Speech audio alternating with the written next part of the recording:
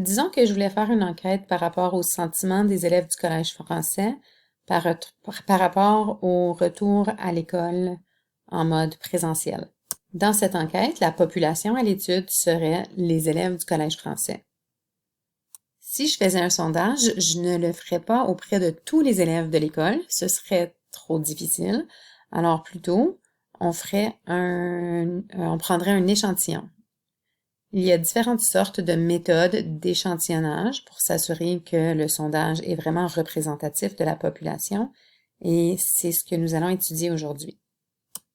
Dans ton portfolio numérique, tu vas alimenter la section 1.2, qui est notre unité de l'échantillonnage.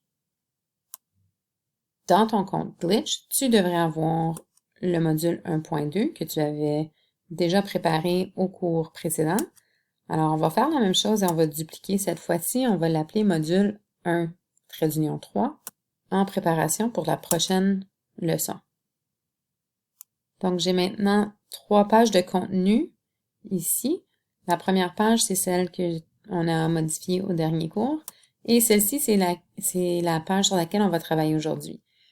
Si jamais tu as perdu cette page-là, donc fais attention de ne pas supprimer ton 1.1 puisque c'est tout ton travail, mais si jamais tu avais perdu le gabarit, tu peux toujours aller le chercher ici sur github.com mathmission mdm4u.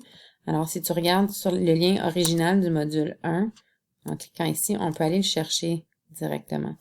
Okay, donc, vous pouvez venir copier ce code-ci si vous l'aviez perdu ou si vous ne l'aviez pas gardé. Et puis, de créer tout simplement un nouveau fichier. On peut l'appeler gabarit.html ou n'importe quoi. L'ajouter et là, ce sera vide et on peut coller directement ce qui vient du GitHub. Donc, maintenant, la prochaine fois, on peut toujours juste aller dupliquer celui-ci. OK? Alors, plusieurs façons de le faire.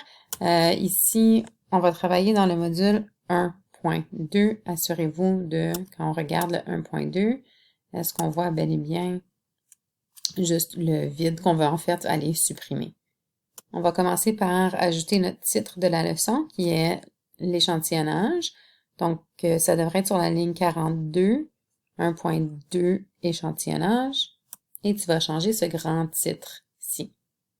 Alors, pour savoir le contenu de cette page de ton portfolio numérique, tu peux venir dans le calendrier de l'école du cours, c'est-à-dire à la section 1.2 et on va aller copier le code HTML qui est là. C'est au format texte, donc on fait juste prendre le code, on copie. Et encore une fois, je m'assure que je suis dans le module 1.2 et je peux supprimer ce qui était là et coller ce contenu.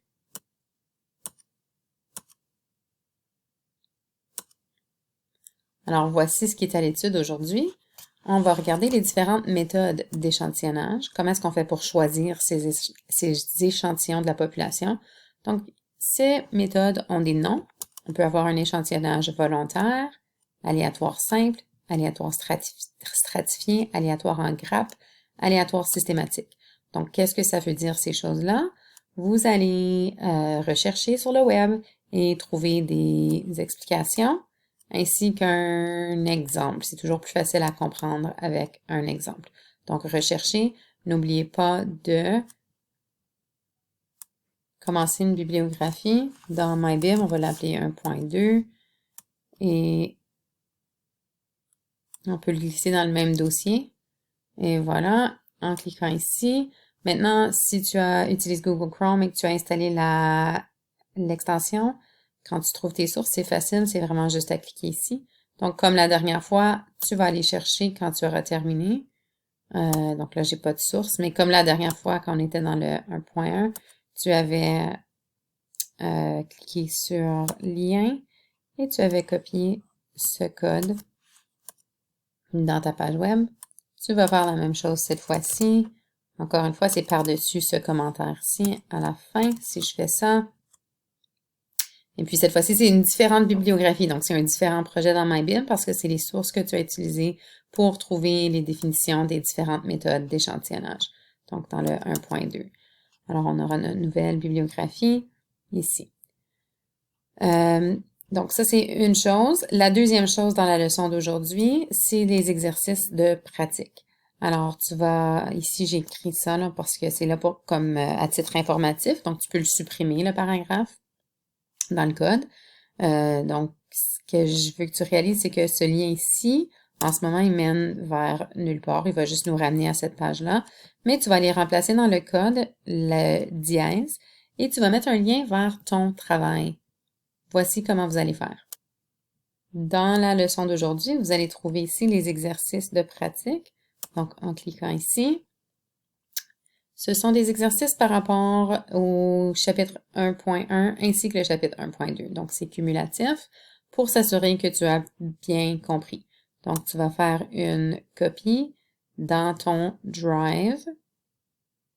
Assure-toi de le mettre dans le dossier bleu, donc A, et dans le module 1, donne-lui un nom et tu peux copier ce lien-là que tu vas venir mettre ici. Donc, je remplace le dièse, je fais sûr de ne pas toucher les guillemets. Et maintenant, si je vais voir le code, en cliquant dessus, je vais voir ton travail. Alors, en ce moment, c'est vide. Évidemment, toi, tu vas répondre aux questions. Préférablement dans une autre couleur. Oups, peut-être pas celle-là. Voilà. À noter que dans ce devoir-ci, vous allez parfois voir des liens. Cliquez, c'est important de cliquer sur ces liens-là et c'est là où est-ce que vous allez aller chercher vos données. En fait, le lien mène toujours vers le même tableur. Vous allez remarquer au bas de la page qu'il y a 3 onglets. Donc, une pour la question 2, un onglet pour la question 4 et un onglet pour la question 7. Vous pouvez faire une copie dans votre dossier à vous. Comme ça, vous allez pouvoir, si vous voulez, ajouter d'autres feuilles ou comme vous voulez. Mais vous allez devoir, par exemple, je vais devoir faire un graphique et ce graphique-là, je vais le copier. Une fois qu'il est créé ici, vous pouvez le copier et le coller dans le document ici.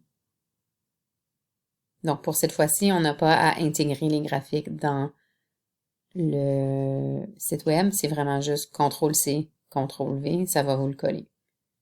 Alors, il y a 12 questions, 2 sections, une par rapport au graphique, comme on a vu dans le dernier cours, et l'autre par rapport aux méthodes d'échantillonnage. Une fois que c'est fait et que tu as les bons liens, tu vas cliquer sur ton lien ici et tu vas le remettre à travers le formulaire bleu sur le site web. Donc, une fois que tu me remets ce lien-là, c'est parce que tu me dis que tu as terminé le travail. Et c'est le 1.02 ou le 1.2.